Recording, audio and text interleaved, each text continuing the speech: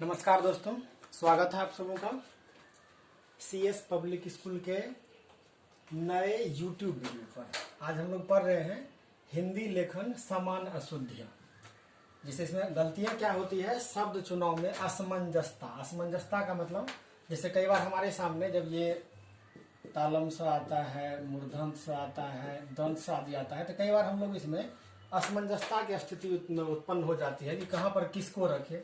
इसी प्रकार से कई बार रॉ के लिए भी हो सकता है, ये बड़े रॉ के लिए भी, ये थ द नौ के लिए भी, ट ठ ड नौ के लिए भी, री हड़सू दीर्घु, इस तरह से अन्य शब्दों के साथ भी ऐसा हो सकता है। हम आज कोशिश करेंगे कि आप लोगों की इस कंफ्यूजन को दूर करने का प्रयास किया जाए। चलिए शुरू करते हैं, यही शुरू करते हैं तालम से।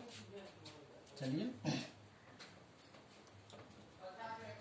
तालम स का उच्चारण करते समय आपको यह ध्यान रखना है क्या कि तालम स का उच्चारण हम लोग उस समय करेंगे, उस स्थान पर करेंगे जहां पर कि स का उच्चारण तो हो, लेकिन इस प्रकार से मालूम पड़े कि आपके मुंह से सामने की तरफ हवा निकल रही हो। वैसे इसके लिए बहुत सारे ग्रामेटिकल रूल आदि होते हैं, उसके चक्कर में आप लोगों को मैं पढ़ाना नहीं चाहूंगा। आप सीधे से जाने, जैसे इसका हम कुछ कुछ शब्द लेते हैं। मान लीजिए आपको लिखना है शंख, शंख देख सकते हैं यहाँ पर स बोलने के साथ ही सामने हवा निकलता है, शंख। इसी प्रकार से मान लीजिए आपको लिखना है सुशील, इसी प्रकार से आपको लिखना है सुधा। अब देख सकते हैं यहाँ पर जहां पर भी ये तालम स आएगा वहां पर स का उच्चारण होने के साथ ही सामने की तरफ हवा आपको निकलता हुआ मालूम पड़ेगा। तो इससे आप अनुभव कर पाएंगे कि यहाँ पर तालम स का उच्चारण होगा। इस समय आप किताब वगैरह में भी, अगर आप जब भी किताब वगैरह को पढ़े तो इसमें ध्यान रखिए कि क्या कौन सा स आया है और वहां पर क्या हुआ है, तो आप पाएंगे कि इसी नियम को लगभग वहां भी फॉलो किया गया होता है। इसके बाद जब दंत स की बारी आती है तो इसमें क्या ध्यान रखते हैं हम लोग कि स का उच्चारण यहाँ भी होगा, लेकिन स का उच्चारण होने के साथ ही यहाँ पर ऐसा मालूम पड़ेगा कि जो ध्वनि उत्पन्न होती है वह नीचे की ओर आ रही है। जैसे सुभाष, सुभाष नीचे की ओर। इसी प्रकार से मान लीजिए धनुष, धनुष आप अगर बोल करके देखें बार बार तो अब आपको मालूम पड़ेगा कि नीचे की तरफ ये हवा कुछ आ रहा है, इसीलिए इसे इसमें दंत स का आप प्रयोग कर सकते हैं। इसी प्रकार से और भी कुछ आप ले सकते हैं, धनुष, सुभाष। इसी प्रकार से मान लीजिए प्रकाश, प्रकाश। जैसे स का उच्चारण होता है तो मालूम पड़ता है नीचे की तरफ हवा आ रही हो।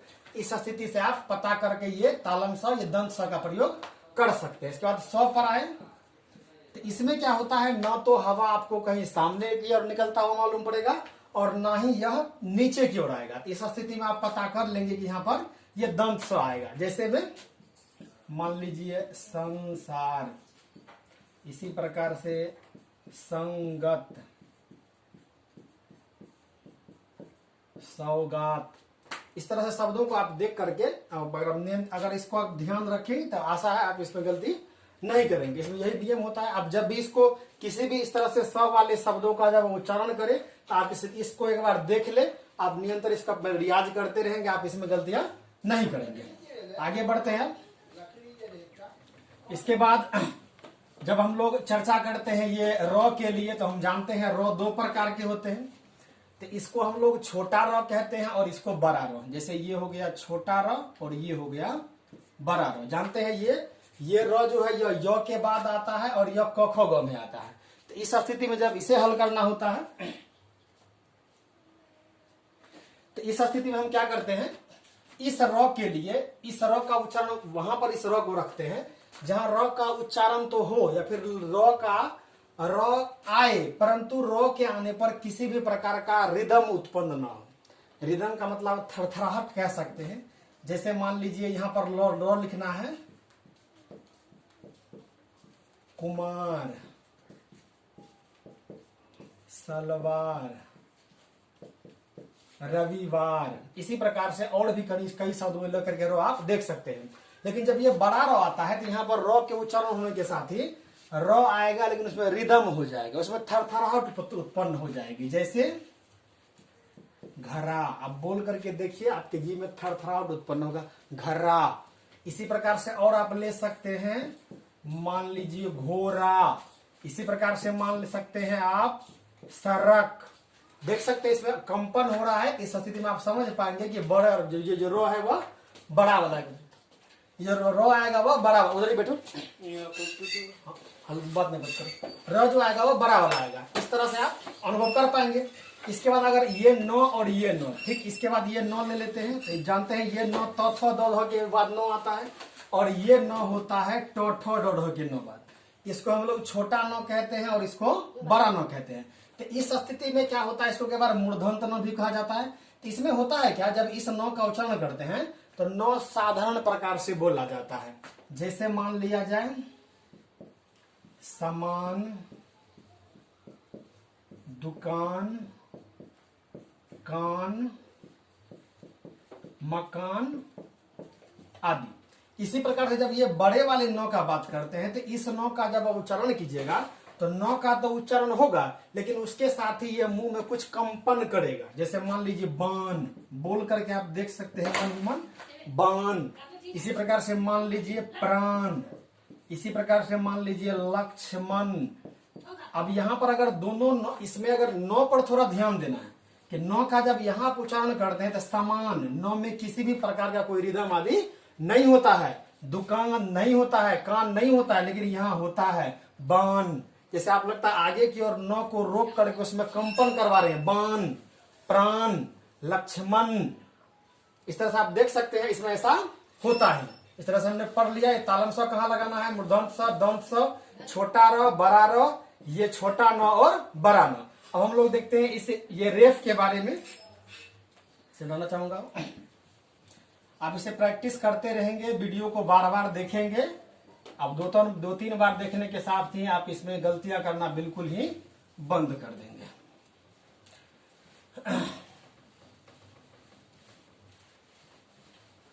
चलिए अब आगे बढ़ते हैं। ये रेफ इसको वैसे हम लोग रॉ के तौर पर लेते हैं, लेकिन इसका प्रयोग हम वहां करते हैं जहां पर कि दो कोई व्यंजन आ जाए और दो व्यंजन के बीच में अगर र का उच्चारण आएगा तो उस स्थिति में इसका हम लोग प्रयोग करते हैं। जैसे मान लिया जाए कर्म। इस स्थिति में आप देखेंगे क्या कि क आपको अलग हो जाएगा और बीच में स्पेस बनेगा म, इसके बीच में रो आएगा। बोल के देखिए, कर्म, क के बाद रो तब म। तो इस स्थिति में क्या करना है, जो अगला व्यंजन आएगा, जैसे हम जानते हैं क भी यहाँ पर व्यंजन है और म भी व्यंजन है, इस स्थिति में अगला व्यंजन पर यह रेफ रखना है। इसी प्रकार से अन्य शब्द को ले सकते हैं। गर्म, इसमें भी देखा जाए तो गर्म, तो ग के बाद रो आता है, फिर मो आता है, इस स्थिति में अगला व्यंजन मो आता है, इसलिए मो पर रेफ पड़ेगा। इस तरह से और भी ले सकते हैं। धर्म, कर्म, मार्ग, मार्ग, माँ के बाद रो आता है तब गो आता है, इसलिए यानी कहने का मतलब यहाँ पर ध्यान ये रखना है कि रेफ हमें वहां पर लगाना है जहां पर कि दो शब्दों का उच्चारण हो जाए, मालूम पड़े उसके बीच में रो आता है, लेकिन बीच में न लगा करके अगले व्यंजन पर इसे लगाना है। आपको ये क्लियर हो गया। अब ये री पे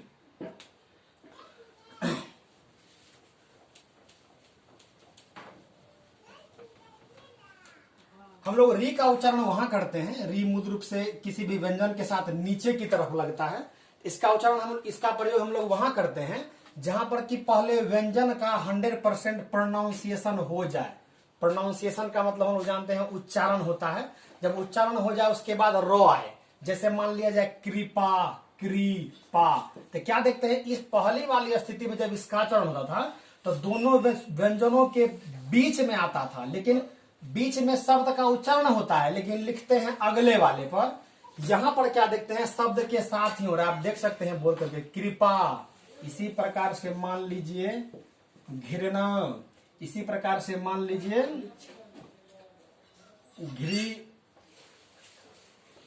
धृत। इस तरह से और भी शब्द लेकर के आप इसे देख सकते हैं। कहने का मतलब यह है कि आप री वहां पर आपको लगाना है जहां पर कि व्यंजन का पहले उच्चारण हो जाए उसके बाद रो आए। इसी प्रकार से आप देख सकते हैं कृष्ण। इसी प्रकार से आप अन्य शब्दों को लिख सकते हैं, मान लीजिए मृग। इस तरह से कहने का रो का उच्चारण होगा। अक्सर बच्चे इसमें कंफ्यूजन कर जाते हैं कि रेफ कहां लगा जाए और री कहां लगा जाए। इसी प्रकार से कई बार ये रो लगाने में भी होता है। इसमें क्या होता है देखते हैं थोड़ा सा। ये चूंकि इसको हम लोग री का रो पढ़ते हैं इसको, जैसे मान लीजिए ग्राम, इसी प्रकार से मान लीजिए भ्राता, भ्राता। तो इस स्थिति में क्या देखते हैं, ये कई बार हम लोग ये तीनों में कंफ्यूजन कर जाते हैं। क्योंकि इसे हम अगर री मान ले, इसे ऊपर वाला, तो ये नीचे रेप हो गया, और इसे मान ले सकते हैं हम ये रो, मान लेते हैं आ में लगा हुआ है ये रो, इस तरह से। तो इस स्थिति में इसमें क्या देखा था हम लोगों ने, दो शब्दों के बीच आता है, यह व्यंजन के बाद आता है और यह स्वर व्यंजन के साथ ही आता है। तीनों में अंतर समझना है, ये दो व्यंजन के बीच में, ये नीचे और ये साथ ही आएगा। जैसे ग्राम, कृपा, इसी प्रकार से मान लीजिए धर्म। अब अनुभव कीजिए, धर्म, धर्म बीच में आ रहा है रो, कृपा व्यंजन के बाद आ रहा है, ग्राम एक साथ आ रहा है, ग्राम, भ्राता। इसी प्रकार से और भी ले सकते हैं, मान लीजिए कब्र, मान लीजिए सब्र। इस तरह से अन्य शब्दों को भी आप देख सकते हैं। यानी कहने का मतलब यहाँ पर आपको तीन की चीज मिलता है, क्या कि अगर दो व्यंजनों के बीच में रो आएगा तो अगला रेप के रूप में अगला पर रखेंगे, अगर व्यंजन के बाद में आएगा तो नीचे लगाएंगे, और अगर साथ साथ आएगा तो साथ साथ लगाएंगे। अब वह व्यंजन पर आश्रित हो सकता है कि आपको वह कहाँ लगाना है। जैसे मान लीजिए अगर गो में लगाना है तो ऐसे लगा दिए, जैसे मान लो तो में लगाना है तो ऐसे लगा देते हैं। वास्तव में तरो भी तो यही होता है, जिसमें तो में रो लगा हुआ होता है। इस तरह से अन्य शब्दों में मान लीजिए आपको अगर हो में लगाना है तो आपको यहां भी लगाएंगे तो चल सकता है। इस तरह से आपको ध्यान रखना है कि कहां उसका प्रयोग कर रहे हैं। फिर आगे बढ़ते हैं। अब आपका अगला क्या है, तो ऊ का प्रयोग। तो ऊ हम जानते हैं, एक होता है हरस, एक होता है दीर्घ। हरस्व को हम लोग कहते हैं साधारण बोलचाल की भाषा में हर्षु का, और ये दीर्घ जो होता है, ये दीर्घ, इसे हम लोग कहते हैं दुर्घु का। हम लेते हैं यहाँ दोनों को, हर्षु का और ये हो गया दुर्घु का। अब आपको क्या ध्यान रखना है, जैसा कि हम जानते हैं हरस्व, इसका मतलब ही होता है छोटा, और ये दीर्घ, इसका मतलब ही होता है बड़ा। तो सीधा मतलब है हरस्व का मतलब छोटा था, इसको कहते हैं हरस्व, हरसु का। उसमें वास्तव में हरस्व जो कहते हैं हरसु, तो उसमें हरस्व ऊ कहते हैं, हरस्व जोर ऊ बराबर तब हरसु। इसी प्रकार से दीर्घ जोर ऊ आप कह सकते हैं, दीर्घ जोर ऊ बराबर दीर्घ ऊ। इसी प्रकार से हरस्व जोर ऊ बराबर हर्षव कह सकते हैं। यानी कहने का मतलब ये छोटा ऊ और बड़ा ऊ। तो यहाँ पर ध्यान क्या रखना है कि जहां पर ऊ का उच्चारण तो हो, लेकिन ऊ के उच्चारण में छोटा समय लगे, तो वहां पर हर्षु का प्रयोग करना है। जैसे मान लीजिए क्या आप कह सकते हैं कुमार, इसी प्रकार से मान लीजिए सुधा, इसी प्रकार से मान लीजिए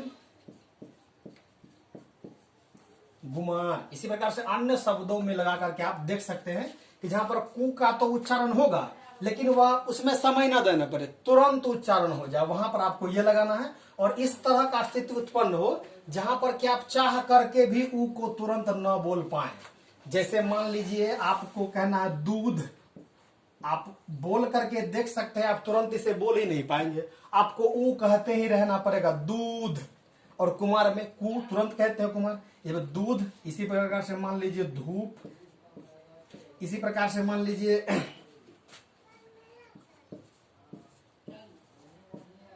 सुधा। यहां पर ध्यान रखना है, ये दोनों सुधा में अंतर है।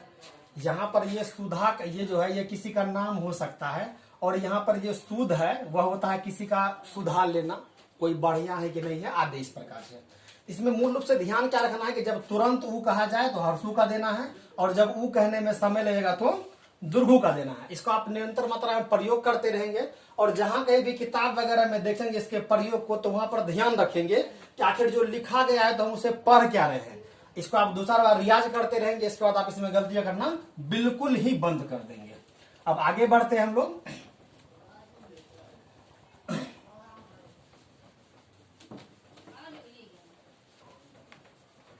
अब आशा करता हूं आप लोग ये हर्षी का, दीर्घी का, ये सब को हम जानते हैं। हरस्व दीर्घ के बारे में चर्चा किया था। तो ये हरस्व ई है और ये दीर्घ ई है। इसी प्रकार से इसे हरस्व ए और इसे आप दीर्घ ए कह सकते हैं। तो जहां ई का उच्चारण हो और ई के उच्चारण होने में कम समय लगे, वहां पर आपको हर्षी लगाना है। और जहां पे चाह करके भी आप तुरंत उसे खत्म न कर पाए, उस पर जोड़ देते ही रहना पड़े, तो वहां आपको दीर्घी का लगाना है। जैसे मान लीजिएगा समान एक दूसरे जिस तरह से शब्द लेते हैं जिसमें कि हर्षिका का प्रयोग हुआ है। जैसे मान लीजिए रविवार, इसी प्रकार से मान लीजिए रवि, इसी प्रकार से मान लीजिए और शिमला। ठीक, अब इसी प्रकार से हम एक दो शब्द और लेते हैं। यहां पर ये रवि फिर लिखते हैं रवि। यहां ध्यान रखना है ये रवि किसी व्यक्ति का नाम है और ये रवि का मतलब सूर्य हो गया। ठीक है, इसी प्रकार से और लीजिए, मान लीजिए सारी, नारी, कुमारी। आप इसमें बोल करके बारी बारी से देख सकते हैं। रविवार, क्या वी पर जोर पड़ रहा है? रवि, वी पर जोर पड़ रहा है। शिमला, वी पर जोर पड़ रहा है, सी पर नहीं, इसमें रवि पढ़ रहा है। सारी, सारी चाह करके भी आप तुरंत नहीं कह पाएंगे।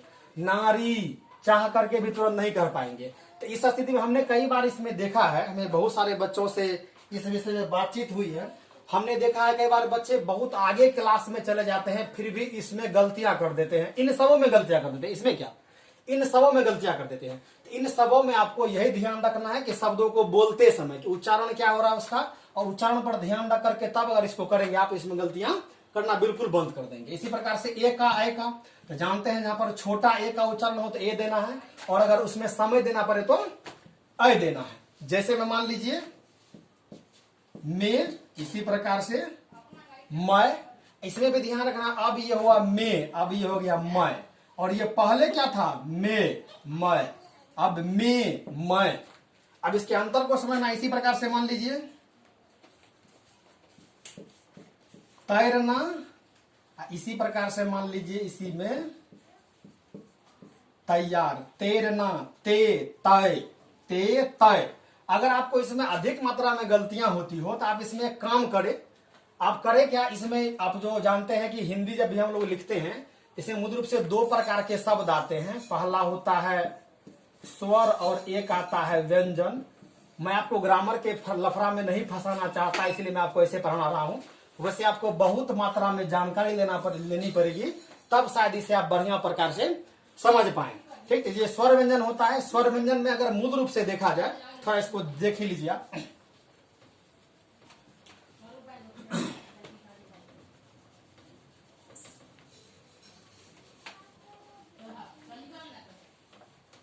थोड़ा सा पानी देख लाओ कोई। इसमें क्या देखते हैं हम लोग जानते हैं अगर अ से लेकर और आ और ए, ये दो पहाड़े ऐसे होते हैं हिंदी के जो स्वर होते हैं, अ आ और ए। इसमें होता है क्या हम जानते हैं, थोड़ा सा मैं लिखना चाहूंगा। अ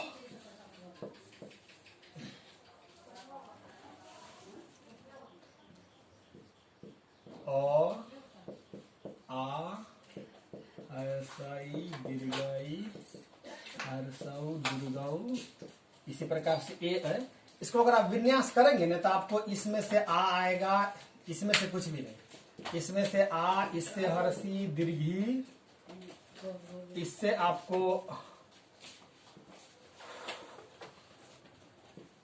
हर्षु, इससे आपको दुर्घु, इसी प्रकार से ए से आपको ए चले आएगा, इसी प्रकार से आपको ऐ में से ऐ चले आएगा। ये औ जो लिखते हैं इसमें से औ, ये औ जो लिखते हैं इसमें से औ, ये अंशवा से आपको अंशवा, और अ से आपको ये दूसरा चला आएगा। अब क्या कीजिए, आप जानते हैं अ और ए के बाद क से लेकर के य लव तक ये सभी के सभी शब्द जो है वह क्या है, व्यंजन है। तो आपको अगर इसमें दिक्कत होता है अगर पढ़ने आदि में, तो आप बारी बारी से इन सभी व्यंजनों में इसको लगा करके पढ़ने का प्रैक्टिस कीजिए। आप बहुत बढ़िया तरह से इसे पढ़ पाएंगे। चाहे आप अगर पढ़े लिखे नहीं भी हैं, फिर भी अगर आप में पढ़ने की इच्छा हो तो भी आप इसे कर सकते हैं। आप एक चार्ट लीजिए इसका, अब इसमें बारी बारी से लगाइए क आ का हर्षी की क दीर्घु कु। इसके बाद इन चीजों को ध्यान रखिए, ये हो जाएगा। इसके बाद कभी कभार हम लोग गलतियां कहाँ कर देते हैं कि जबकि हमें संयुक्ताक्षर लेना पड़ता है। अब ये इतना पानी कह दे दिया। संयुक्ताक्षर क्या होता है कि जब कई सारे स्वर और व्यंजनों को साथ में लेकर के लिखना होता है, तो इस तरह की स्थिति को लिखना हम लोग संयुक्ताक्षर कहते हैं। जैसे मान लिया जाए